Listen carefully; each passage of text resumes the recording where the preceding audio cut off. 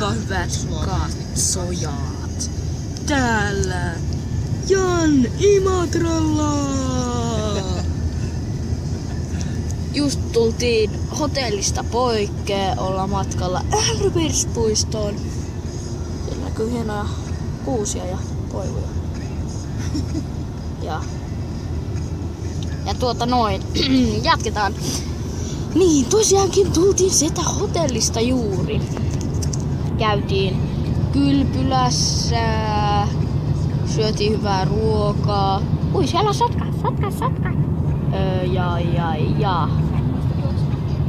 Ja juoksumatto.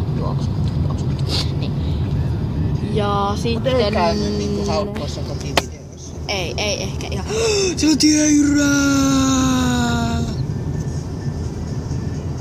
Se oli aika hieno.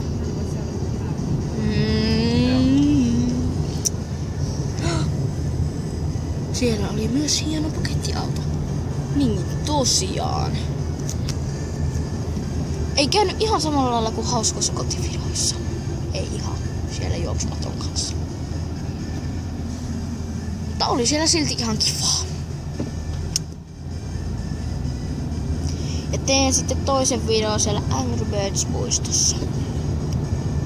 Joten goodbye! Ja muistakaa tykätä.